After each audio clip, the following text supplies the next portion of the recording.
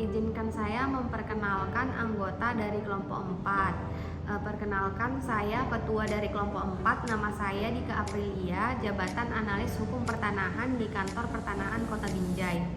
Perkenalkan, nama saya Arifana Storus, jabatan analis keuangan dari kantor pertanahan Kota Binjai, Sumatera Utara.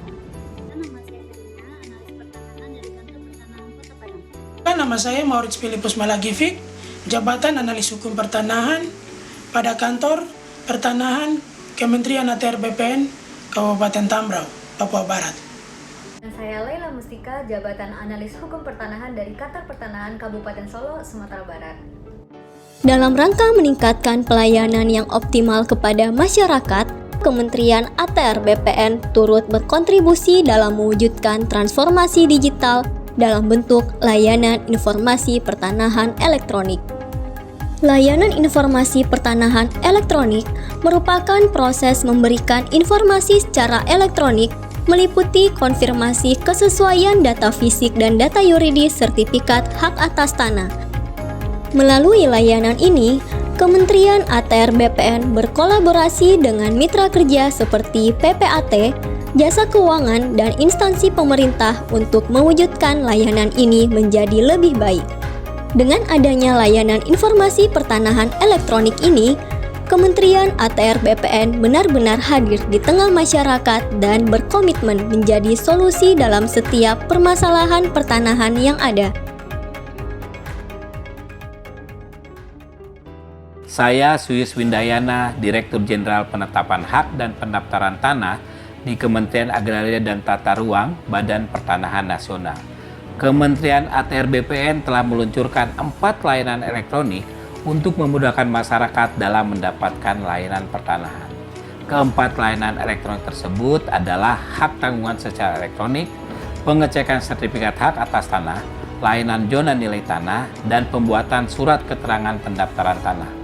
Layanan elektronik tersebut mulai diuji coba pada bulan September tahun 2019 di 42 kantor pertanahan sebagai pilot project. Sejak Juli 2020, layanan ini sudah diimplementasikan secara nasional dan terbukti sangat membantu pelaku usaha dan masyarakat selama masa pandemi COVID-19. Tercatat sejumlah 1,6 juta sertifikat hak tanggungan elektronik telah diterbitkan sejak diluncurkannya layanan ini. Layanan informasi elektronik bahkan mengalami peningkatan di masa pandemi, yaitu mencapai 5 juta layanan. Ini merupakan perubahan nyata dari layanan manual ke layanan elektronik sehingga lebih transparan, ekonomis, mudah, handal, dan memberikan kepastian hukum. Saya mendukung pengembangan layanan elektronik ini agar tidak berhenti pada 4 layanan tersebut. Layanan lainnya seperti peralihan hak atas tanah, peningkatan hak, dan lain sebagainya harus juga dapat ditransformasikan ke arah layanan digital, sehingga sektor pertanahan dapat menyumbang perbaikan pada iklim investasi di Indonesia. Saya Heri Gunardi, atas nama manajemen dan seluruh keluarga besar PT Bank Syariah Indonesia Tbk, mengucapkan terima kasih kepada Kementerian ATR BPN dalam proses pengajuan hak tanggungan elektronik, roya elektronik, maupun percepatan perubahan nama kreditur sertifikat hak tanggungan elektronik.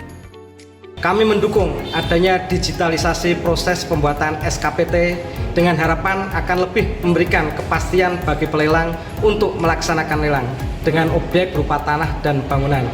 Mengucapkan terima kasih dan apresiasi yang setinggi-tingginya kepada Kementerian ATR BPN RI atas segala inovasi dalam menyelenggarakan pendaftaran secara elektronik terkait dengan pendaftaran pengecekan sertifikat.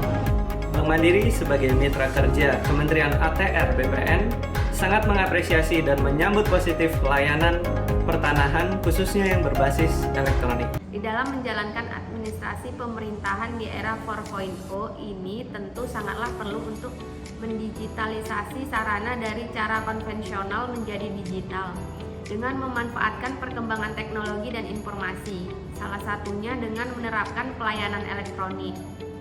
Penerapan pelayanan elektronik tidak serta-merta akan memudahkan pelayanan, jika tidak didukung oleh lingkungan sekitar, baik itu dari ASN sendiri sebagai pelayan publik maupun masyarakat sebagai penerima layanan publik.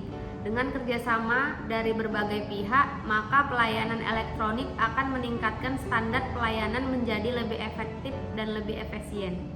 Dari segi sistem, pengutamaan kecepatan pelayanan dan sudah adanya keseragaman pemahaman pegawai menjadi faktor munculnya transformasi digital yang diterapkan oleh Kementerian ATR BPN dalam memberikan pelayanan kepada masyarakat yang diwujudkan melalui layanan informasi pertanahan elektronik. Adanya fasilitas ini membuat Kementerian ATR BPN cepat memberikan layanan yang dibutuhkan karena benar-benar hadir di tengah-tengah masyarakat dan berkomitmen memberikan solusi pada setiap permasalahan pertanahan. Hal ini pun mendukung terwujudnya Smart ASN yang adaptif dalam memberikan output layanan prima kepada masyarakat. Pelayanan secara elektronik telah diberlakukan secara nasional dari tahun 2020. Jika kita lihat dari segi skill dan keterampilan, dapat kita lihat bahwa bagaimana kemampuan Kementerian ATR BPN dalam berkolaborasi dengan para mitra kerjanya, di mana para ASN diharapkan menerapkan nilai ASN yang adaptif dalam memberikan pelayanan secara elektronik untuk meningkatkan pelayanan prima pada masyarakat secara akuntabel dan transparan. Dan ditinjau kembali dari kategori pemasok atau supplier, pelayanan pertanahan melalui media elektronik dapat memberikan kemudahan informasi bagi masyarakat. Karena dengan adanya layanan yang dimaksudkan seperti Sentuh Tanahku, masyarakat dapat mengakses kapanpun dan dimanapun. Kemudian, hal ini dapat menjadi langkah yang tepat untuk meningkatkan Smart ASN dalam rangka mendukung pemerintahan birokrasi menuju era transformasi digital. Ditinjau dari sisi safety atau keamanan, adanya pelayanan pertanahan melalui layanan informasi pertanahan secara elektronik dapat memberikan informasi kepada pemilik tanah, mitra kerja, ataupun pengguna layanan pertanahan lainnya. Selain itu, adanya layanan ini juga memberikan kepastian kepada masyarakat mengenai proses pengurusan sertifikatnya, di mana masyarakat dapat memantau jalannya proses yang dilakukan oleh kantor pertanahan terhadap pengurusan dan pembuatan sertifikatnya. Hal ini tentunya akan memberikan peningkatan terhadap terwujudnya Smart ASN dan manajemen ASN ke arah yang lebih baik ke depannya. Direktorat Kriminal Umum Polda Metro Jaya menggeledah kantor ATR BPN Kota Jakarta Selatan pada Kamis siang.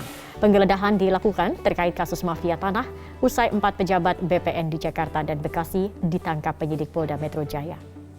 Sejumlah aparat Direktorat Kriminal Umum Polda Metro Jaya mendatangi kantor Badan Pertanahan Nasional Kota Jakarta Selatan di kawasan Jagakarsa. Kedatangan penyidik Polda ini untuk menggeledah sejumlah ruang kerja dan mencari dokumen-dokumen sebagai barang bukti dalam kasus mafia tanah yang melibatkan 4 pejabat BPN Jakarta dan Bekasi yang sebelumnya telah ditangkap penyidik Polda Metro Jaya. Di Reskrimum Polda Metro Jaya, Kombes Polisi Hengki Haryadi mengatakan, kasus mafia tanah yang tengah diungkap memiliki beragam modus, mulai dari memalsukan sertifikat hingga membobol akun yang tidak bisa sembarang diakses. Sementara itu, Kepala Kantor ATR BPN Jakarta Selatan, Sigit Santoso mengatakan, pihaknya akan mendukung penuh pemberantasan mafia tanah, khususnya di Jakarta Selatan.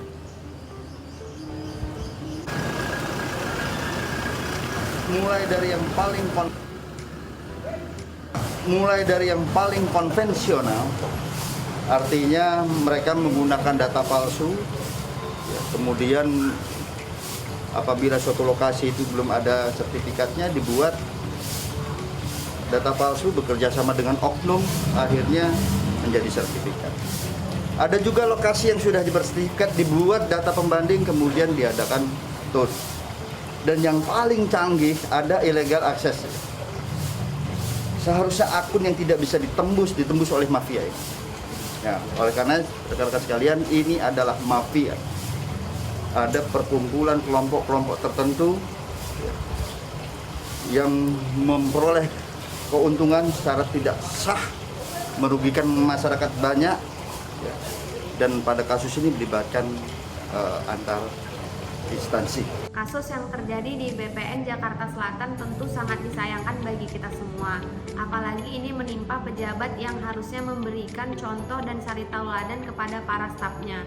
ini tentu dipengaruhi beberapa faktor, salah satunya lingkungan kerja. Ini patut menjadi perhatian bagi kita semua agar kita bisa saling mengawasi dan mengingatkan untuk terciptanya lingkungan kerja yang dapat menghasilkan ASN yang profesional dan jauh dari praktik korupsi, kolusi, dan nepotisme. Dari segi sistem, yang menjadi salah satu akar penyebab oknum pejabat BPN tersebut dalam menyalahgunakan wewenang adalah sistem pengawasan yang tidak dilakukan dengan baik dan benar sesuai dengan SOP yang berlaku, yang mana hal tersebut bertentangan dengan manajemen ASN dan smart ASN yang harusnya dapat diimplementasikan dalam lingkungan kerja. Selain itu, tidak adanya kesamaan pemahaman dari oknum-oknum tersebut untuk melayani profesional dan terpercaya sesuai dengan nilai-nilai Kementerian ATR BPN. Kemudian, jika dilihat dari segi keterampilan dan skill dari kasus tersebut, oknum yang terlibat di dalamnya adalah orang yang memiliki wewenang. Namun, karena lemahnya moral dari oknum-oknum tersebut, maka timbullah perbuatan yang tidak seharusnya dilakukan.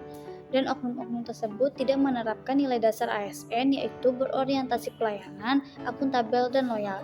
Untuk hal tersebut, semoga tidak dicontoh oleh para pelayan masyarakat lainnya. Ditinjau dari kategori pemasok atau supplier, tindakan yang dilakukan oleh pejabat BPN ini menunjukkan bahwa oknum tersebut telah menyalahgunakan jabatan untuk menjaga martabat dan kehormatannya, sehingga hal ini telah melanggar ketentuan kode etik dan perilaku ASN sebagaimana yang telah tertuang dalam Pasal 3 huruf B Undang-Undang Nomor 5 Tahun 2014. Terakhir, ditinjau dari sisi safety atau keamanan. Kurang adanya pengamanan terhadap data-data dan akun yang seharusnya hanya bisa diakses oleh pihak-pihak tertentu saja, namun kenyataannya dapat diakses dan dibobol oleh oknum-oknum yang tidak bertanggung jawab untuk disalahgunakan sehingga membuat mereka bisa mengeluarkan sertifikat palsu. Hal ini tentunya dapat mengurangi kepercayaan masyarakat terhadap pemerintah dalam rangka mensertifikatkan tanahnya. Adanya kejadian ini mencerminkan sumber daya manusia rendah dan manajemen ASN yang buruk. Oleh sebab itu, kita sebagai ASN haruslah mendukung program PTSL ini secara transparan dan akuntabel dengan tidak menyalahgunakan jabatan untuk kepentingan pribadi.